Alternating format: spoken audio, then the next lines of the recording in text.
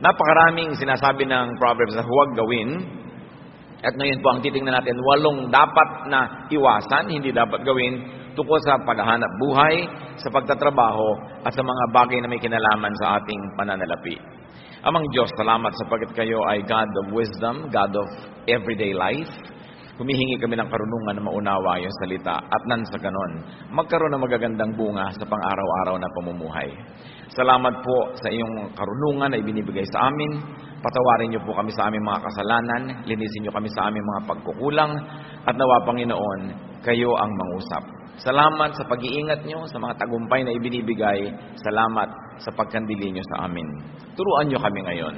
At nawa, sa pagtuturo niyo, ilayo niyo kami sa mga kasalanan, sa mga kamalian, sa mga panlilito ng kaaway. At ganon din, ilayo niyo kami sa masasamang tao at masasamang espiritu. Let your wisdom prevail in our lives, and may we come out of this activity enriched by you, empowered to have a much better life. Father, teach us. In the name of Jesus, your Son, our Lord, we pray. 8 proverb no-nos on work and money matter.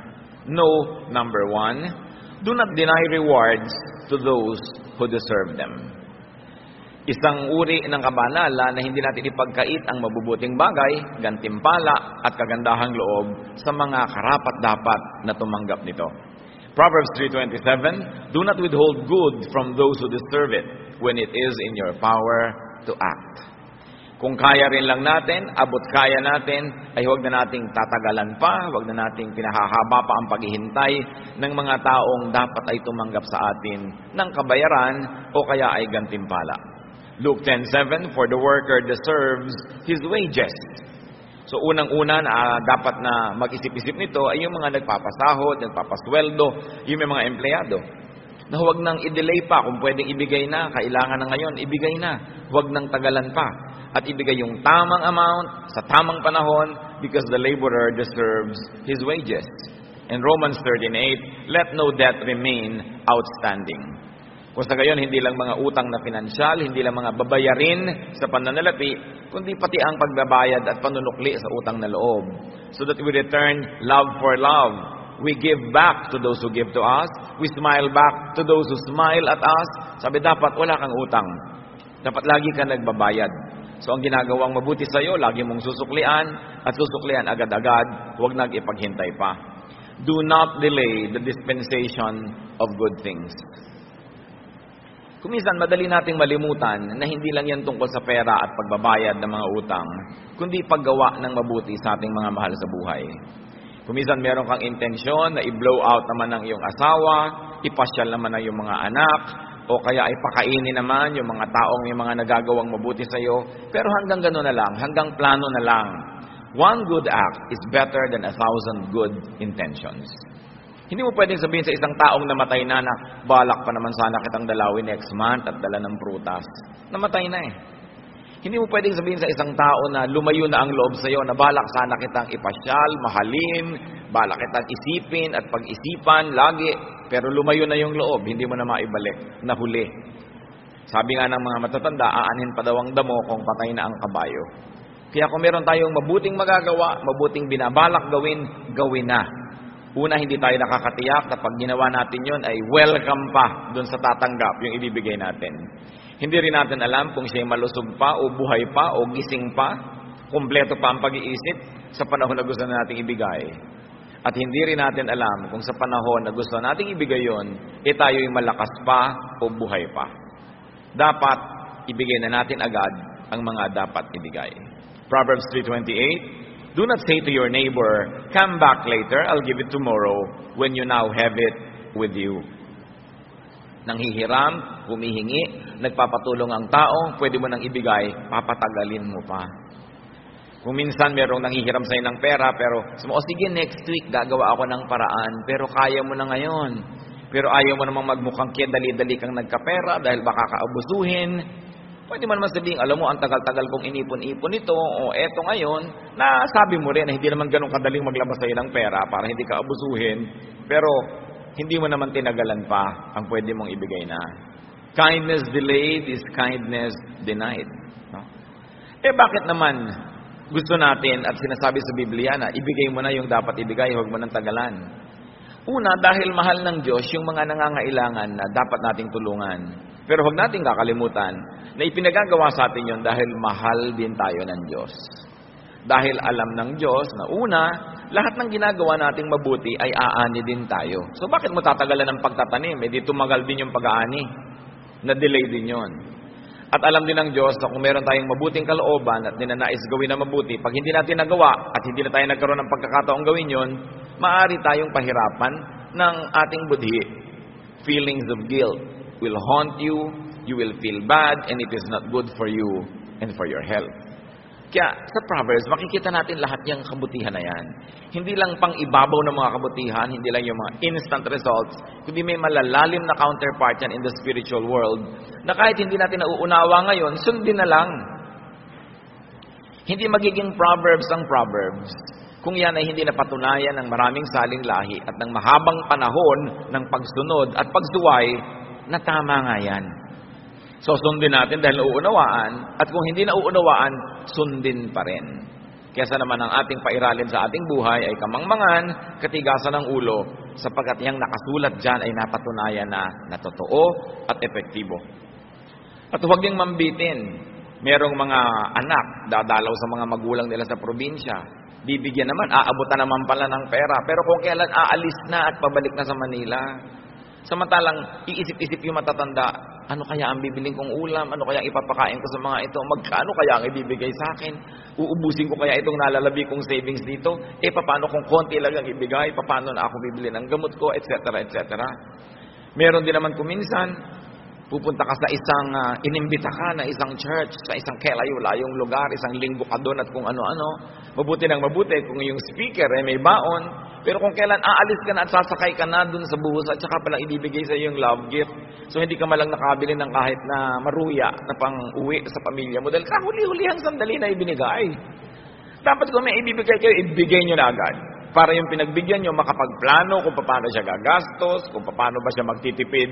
Huwag nang tagalan. Do not keep people in suspense. It's a very important practical wisdom that godly people should never forget. Another Proverbs no-no, do not be lazy. Kailangan pa ba naman pag-usapan yan? Pero sabi nga ng marami, ang paalala daw ay gamot sa taong nakalilimot. Kuminsan pinag-uusapan natin, ba't kaya mahirap ang ating mga mamamayan? Mayaman ng Pilipinas, mahirap ang maraming Pilipino. Totoo rin naman kasi maraming taong tamad. Wala nang inisip kundi ubusin ang oras sa pagsasaya, sa pagtulog, sa pagpapahinga, sa pag-inom, sa pagchichismisan, sa paglilibang-libang, pero walang ginagawa na productive effort. Proverbs 20:13, do not love sleep or you will grow poor. Stay awake and you will have food to spare. Natutulog ang tao para magkaroon ng lakas para makapaghanap buhay. Hindi siya natutulog para lang matulog ng matulog at hindi nabubuhay ang tao para itulog lang ang buhay. And very importantly, do not associate with lazy people. Do not reward laziness. Kung minsan may mga kapatid ka na productive, merong mga tamad, pero yung tamad, yun pa ang palahingi, yun pa ang palaasa, yun ang maraming iniisip na gastahan. Kailangan hindi laging sinusuportahan ang mga hilig at mga bisyo ng mga tamad. Sapagkat lalo lang silang nasasanay na magpakatamad at iasa ang kanilang buhay dun sa mga masisipag. True godliness will result in industry. It will result in us becoming very, very good and excellent and fruitful workers. Hindi bagay ang tamad sa mga Kristiyano, sa mga sinasabing sila'y anak ng Diyos. Sapagkat sa Biblia, nakita natin na sa 7 araw, 6 na araw nagtrabaho ang Diyos. At sa 7, nagpahinga. We've got to earn the bread we eat. We've got to earn the food we eat. Unless we're too old, too young, or too weak, we are not exempted from having to work. Kung minsan din nakikita mo, marami mga tao, hindi pa naman talaga mahina, nagre-retire na. Kaya tuloy nabibilis ang paghina. We can semi-retire, we can slow down a little bit, pero habang nabubuhay ang tao, mas magandang productive siya. Naghahanap buhay pa rin. Habang kaya ng isang tao na siya ay kumita fully o partially, dapat ginagawa yun. Hindi yung ambisyon na lang natin. Kung minsan, iasa na lang ang buong panahon ng pagtanda natin sa ating mga anak. Bagamat mabuti, mainam, dapat na ang mga anak ay maging supportive sa mga parents. Mabuti rin na ang mga magulang, habang kaya natin, huwag muna tayong umasa. No? Kasi kung minsan, yung mga anak din naman natin, hindi naman pag-abot-abot ang kinikita nila, pagkatapos mag-aasawa pa sila, magpupundar, magsisimula sa buhay, nakagagapos sila. Minsan hindi na sila makaangat-angat, hindi na sila maka-take off sa dami ng dala-dala ng mga umaasa sa kanila. Ngayon, mga inam lang umasa kung tayo sobrang tanda na nga, o sobrang bata pa lang, o sobrang mahina ang katawan natin dahil tayo may karamdaman. But we should always be productive. At ang tao talaga, pati yung mga brain cells niya, nare-refresh, nare-renew, kung siya lagi nagtatrabaho at na-challenge mag-isip, hindi yung inaagad natin at dinadalian ang sobrang pagpapahinga sapagkat yan ay hindi rin nakakabuti sa ating sariling kalusugan. Do not be lazy. And another Proverbs no-no is do not cheat in business. Proverbs 20:23, the Lord detests differing weights and dishonest scales do not please Him. Nakita po natin kung gaano kadetalyado ang Diyos, kung gaano kadetalyado maging ang Biblia, pati yung mga madadayang timbangan, kinamumuhian daw yan ng Diyos. So kung tayo ay nagtitinda, hindi dapat madaya ang mga timbangan. Hindi tayo dapat nandadaya in terms of quantity, in terms of quality, and sometimes in terms of schedules. Meron kang kontrata, dapat mag-deliver ka ng ganong bagay, tapos hindi mo naman sinisikap na ma-deliver at puro ang ino-offer natin excuses. This is not godliness in action. Ang salita ng isang Christian businessman ay isang kontrata na. At liban na lang tayo hinadlangan ng kalusugan, ng mga forces of nature, o mga bagay na lampas sa ating kakayanan, dapat pinaninindigan ang ating mga pananagutan. That we do not cheat in business. That people get what they pay for. Hindi yung dinadaya yung quality, yung quantity, at kung sari-saring mga pagtitipid. Kung minsan, nakakalungkot yan, bibili ka ng bahay na hulugan, ginawa ngang affordable, pero sobrang namang rupok. Maganda lang dahil may pintura, maganda lang yung itsura, pero konting hangin, konting bagyo, konting uga, giba-giba na yung bahay. How can contractors do this to people whose lifetime savings are going into this dream of owning a home or a house? Kailangan people get what they pay for. Marami mga kontraktor, ganun. Puro kadayaan. Dinadaya ang timpla ng semento, dinadaya yung size ng bakal, dinadaya yung kapal ng mga yero. Ang binabayad naman ng kanilang kliyente, tama. Hindi yan ginagawa ng mga Kristiyano. Again, bakit? Sapagkat ang itinatanim ay inaani. Pag ang tao naniniwala na may Diyos, hindi siya mandadaya. Sapagkat ang Diyos ang nagsasabi na kung anong itinatanim mo, aanihin mo. So bakit mo magtatanim ka ng hindi maganda na ikaw din ang aani? Another no-no na itinuturo po ng Proverbs, at ito yung madalas nating ulit-ulitin, pero parang hindi nadidinig ng iba, patuloy pa rin silang nabibitag na ganitong problema, do not be a guarantor. Proverbs 22:26, do not be a man who strikes hands in pledge and puts up security for debt. Merong lalapit sa'yo, uutang ako, pwede ka bang maging co-maker, pwede ka bang maging guarantor, payag ka naman ng payag agad, o kaya nahihiya ka, papayag ka, so napapahama ka ngayon pagka hindi siya makabayad. Ang tanong ng iba, paano po kung talagang gusto ko naman makatulong, at talaga hindi na po ba ako tutulong sa mga kaibigan ko, kamag-anak na nagpapagaranti? Tumulong ka kapatid, hindi masama, pero maging handa ka na magbayad. Kasi pag nag-guarantee ka, ibig sabihin nun, hindi ka lang pumipirma doon. Sinasabi mo, pag hindi ka nakabayad, ako magbabayad. Pagka hindi mo na kayang magbayad, ako ang magbabayad. O kaya kaya mo pero tumakbo ka, ako pa rin ang magbabayad. At handa kang patawarin yung tumakbo sa utang niya at ikaw yung napahamak. Pag handa ka sa ganung mga bagay, okay, mag-guarantee ka. Pero kung sasama ang loob mo dahil ikaw yung nagbayad, magkakagalit kayo dahil hindi niya nabayaran, huwag ka nalang mag-guarantee. So guarantee, yes. Be a guarantor, yes. But be ready to pay. Be emotionally, spiritually, and financially ready. Para kung sakaling nangyari, handa ka na, sabi mo, talagang ganun, pumirma ako. So akong magdusa dito. Dahil noon pa man Niyakap ko na yung pananagutan na kung hindi niya ito mabayaran, ay babayaran ko. Hindi yung dinidemanda mo na siya ngayon, ginugulo mo na siya ngayon dahil hindi siya nakakabayad. Nag-guarantee ka eh. Kasama yon. Ang kausap ko po dito, yung mga nag-guarantee hindi yung nagpag-guarantee. Kailangan kung nagpag-guarantee ka, talagang sukdang mahubaran ka na ng lahat ng mahuhubad sa'yo, ibayad mo muna bago mo ipahamak yung nag-guarantee sa'yo. Hindi yung bigla ka na lang mawawala. Mayroong mga ganyan at napakahirap talaga yung namamagitan ka.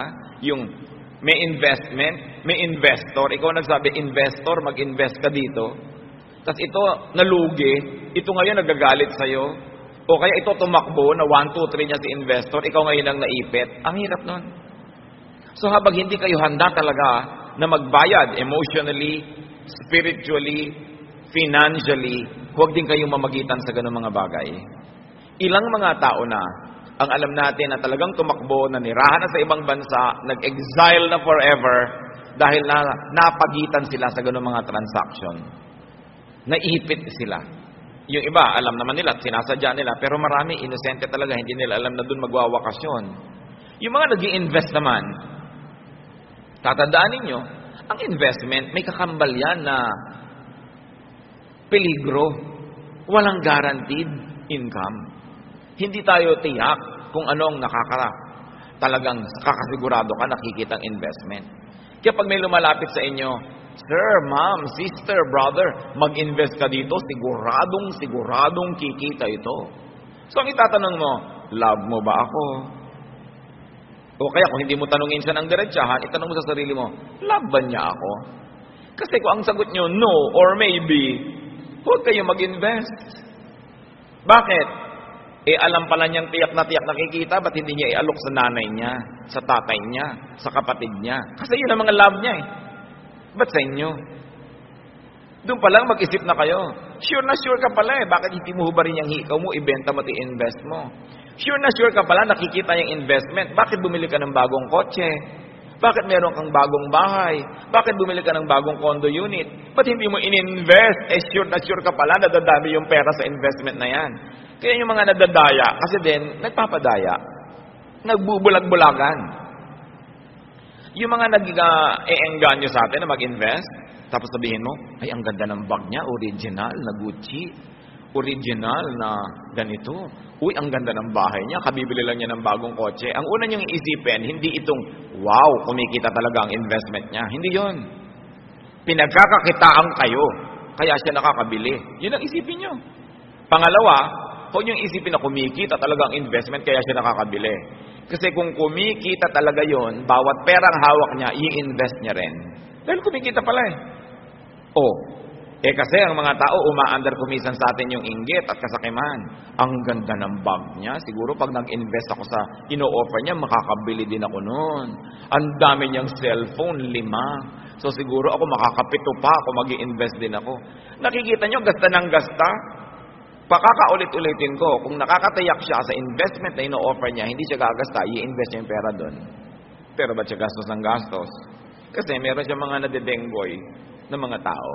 Tapos ngayon, iiyak-iyak ka pag tinakbuhan ka, iiyak-iyak ka pag hindi kumita yung investment mo. Hindi mo ba nakikita na sa high cost of living nitong ahente na ito o nitong namamagitan na ito, saan niya kukunin yun kundi sa mga taong tulad mo? Kaunting pag-iisip, makakaiwas tayo sa maraming dilubyo.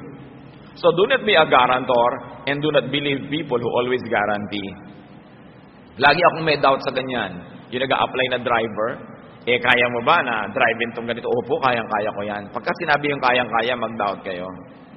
Dahil yung mga tunay na marurunong, tingnan nyo po, tingnan natin, sisikapin po natin. Kasi dinadaya ka na maraming mga pangako. Yung mahilig mangako, walang laman sa loob. Kaya dapat ang tao nag-iisip-isip, no?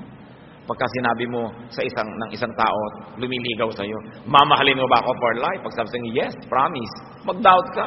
Kasi yung tunay na tao nagmamahal, ang sasabihin niya, I'll do my best, sisikapin ko. Dahil alam niya na pwede rin naman siyang matempt, pwede rin siyang magkulang. Yun ang mas honest na paraan at mas katanggap-tanggap at mas kapanipaniwala. Huwag tayo nagpapadala sa mga magagandang mga salita. Another no na itinuturo sa atin ng Proverbs, do not land grab. Proverbs 22:28, do not move an ancient boundary stone set up by your forefathers. gumamit dito ng isang activity na talagang ginagawa ng marami, binubunot nila yung muhon, yung mga boundary ng lupa, kinakain yung kapitbahay para lumaki ang kanilang area. Do not take what is not yours. At sa pag-aagaw ng lupa na ganito, hindi lang literal na lupa ang pinag-uusapan. Do not grab credit if you don't deserve it. Kung hindi ikaw ang nag-isip ng isang ideya, huwag mong palabasin na ikaw ang nag-isip nun. Pagka hindi ikaw ang nakahanap ng hinahanap, huwag mong palabasin na ikaw ang nakakita nun. In other words, get what you only earn and deserve and what you really own. Hindi ka dapat mangaagaw. Once more, bakit? Because you harvest what you plant. Magtagumpay ka man na makapang-agaw ngayon, babalikan ka niyan at maaagawan ka. Kung minsan hindi mo alam na aagawan ka pala, akala mo nagtagumpay yung mga pang-aagaw mo noon, hindi mo nakikita na higit lalo palang dapat kang maraming tinanggap kung hindi ka naagawan bilang ganti sa mga pang-aagaw na ginawa mo. Lalong-lalo na huwag na mga agaw ng asawa ng may asawa.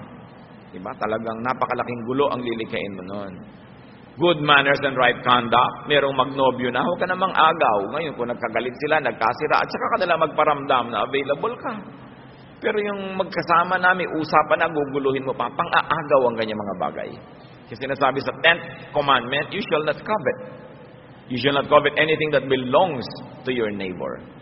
Pagka ang isang tao naging covetous, mapaghangad, mainggitin, masisira na ang kanyang pangangatwiran, marami na siyang gagawing mali. Mga mali na kung minsan magbunga man ng instant pleasure, napakamahal ng bayad at babayaran din. Isa pa pong no sa Proverbs. Do not accept goods that are not sincerely given. Huwag tumanggap, huwag mag-enjoy ng mga bagay na hindi naman buo at taos-pusong ibinibigay sa iyo. Proverbs 23:6-8. Do not eat the food of a stingy man. Do not crave his delicacies. For he is the kind of man who is always thinking about the cost. So yung mga matutuos daw na tao, kwenta ng kwenta, naku, huwag ka nalang magpalibre dyan. Huwag ka nalang tumanggap ng mga bagay na galing sa kanya. Kukwentahan ka niya. At hindi ka pa nakatatalikod, sinisimula na niyang balakin kung paano ka sisingilin. Eat and drink, he says to you, but his heart is not with you. You will vomit up the little you have eaten, and you will have wasted your compliments. Kung hindi daw taos-puso ang pagbibigay, huwag mo na lang tanggapin. Sabi ng matatanda, kung hindi ukol, hindi bubukol. Hindi talaga para sa'yo, kahit makuha mo, medyo nahiya-hiya, ibinigay sa'yo, dahil ang pilit-pilit mo, hindi mo rin ma-enjoy yon. Sabi, you will vomit what you have eaten. Mahirap kumisang maunawaan ang kahulugan ng mga salitang ito. Dahil merong mga talagang eat and run. Ano ngayon kung ayaw niya, nakain ko naman. Ano ngayon kung ayaw niya ibigay, nakuha ko naman. So akala natin, nanalo na tayo noon, nagwagi na tayo. But the Word of God is true. And the wisdom of the Proverbs has been tested by the years. In fact, by the thousands of years. So kung akala natin, nananalo tayo at meron tayong kabig, kahit na hindi gustong ibigay sa atin yung ating tinatanggap, hindi yun totoo. Do not take what is not given from the heart. Even affection, even gifts. Pagka hindi sincere, it will not accomplish for which you think it was meant to be given. It's a spiritual law. And if it is mysterious, we do not know how to obey, we don't know why we should obey it, just obey anyway. Sinabi kasi, pag alam mo na pabalat bunga, huwag mo nang tanggapin yung iniaalok. Pag alam mong napilitan lang na isasama ka, yung lalakad na sila, biglang nakakalat ka, ay, sama ka. Wala ka naman sa plano. Huwag ka nang sumama. Kalabisan ka doon. Una, maaagawan sila ng kasiyahan dahil mayroong element na nandun na hindi naman nila inaasahan nandun. At ikaw man, hindi ka naman lubusang masisiyahan dahil alam mong hindi ka talaga kasali. Half given. Maraming ganyan. Kahit yung mga sexual favors na kinukuha sa through sexual harassment, yung gusto mo ang isang tao, empleyado mo siya o may kapangyarihan ka, tapos pipilitin mo siya, hinug sa pilit. Kaya mapait daw yan, sabi ng mga matatanda. Huwag na lang, pagka hindi talagang suko at ibinibigay ng lubos, ano man yon, huwag mong ipilit. Huwag ka nagnanakaw ng halik. Diba? Kung hindi ka naman talaga hinahalikan, huwag ka magnakaw ng halik, kamumuhian ka lang. Makakainisan ka, maitutulak ka pa. At magtagumpay ka man, dun sa moment na yon, hindi ka na makakahalik uli. No? Napaka-importante yan. Tulad ng marami sa ating mga kapatiran, Pastor, pakis. Ano ako, artista? Nakikita kasi nila, may kinikisan ako, mga pinsan ko yun, mga kamag-anak ko, mga kaibigan ko matatalik. Ngayon, kung hindi tayo gano'n, huwag na kayong magpakis. Diba? Dahil, hindi naman dapat pinaggagawa yan.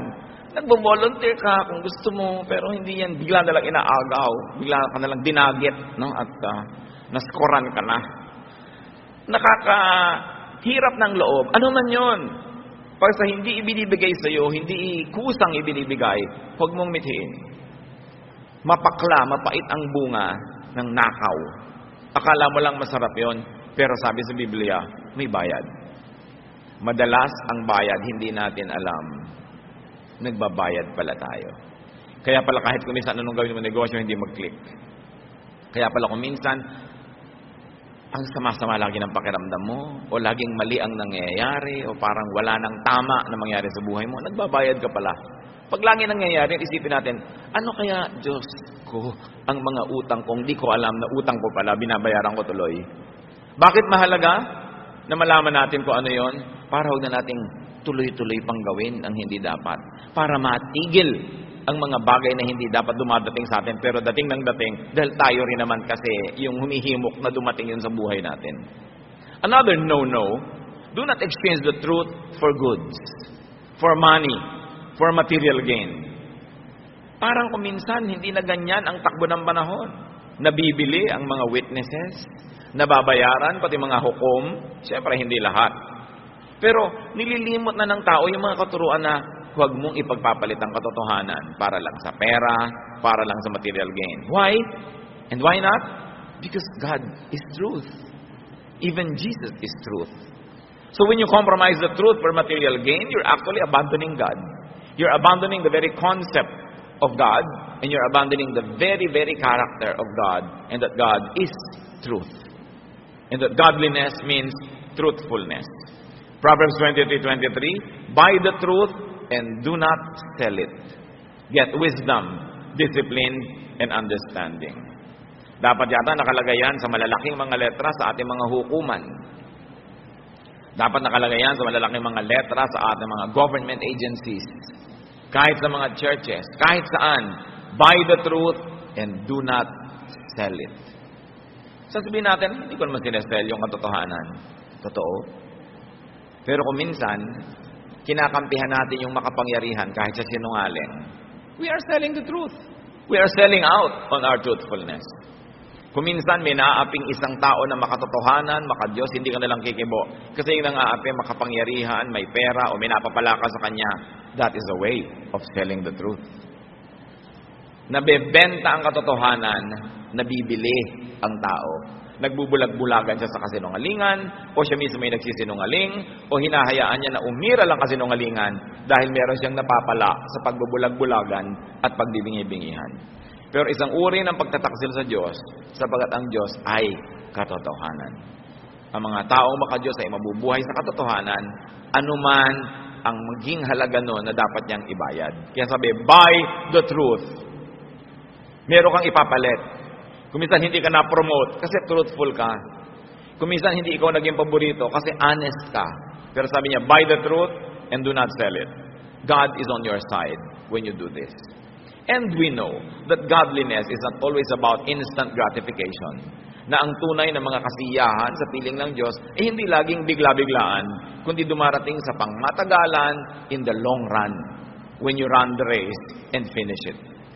Hindi tayo dapat mainipin sa gantimpala, lalong-lalo sa gantimpala sa mga nabubuhay sa katotohanan. Yung mga bigla-biglang mga gantimpala at mga sarap sa buhay, kadalasan, si Satan ang may offer niyan. Enjoy now and pay later.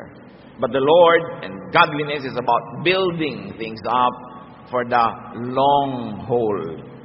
For life that is way, way ahead. Hindi yung mga bigla-biglaan lamang. Sabi nga sa Tagalog, nitong Proverbs 23:23, hanapin mo ang katotohanan, karunungan at unawa. Pahalagahan mo ang mga ito at huwag pababayaang mawala. It is a spiritual law. Once more, it can be mysterious. The meaning, the immediate value and benefit is not always readily visible. Pero tulad ng nasabi na natin, salita ng Diyos, sundin. Whether or not we agree, whether or not we understand. Marami pa pong sinasabing no, no, no sa Proverbs, pero huli sa pag-aaralan natin ngayon, do not enjoy now and pay later. Do not gaze at wine when it is red, when it sparkles in the cup, when it goes down smoothly.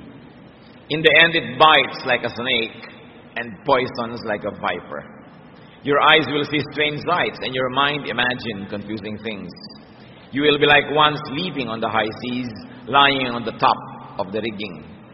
They hit me, you will say, but I am not hurt. They bit me, but I don't feel it.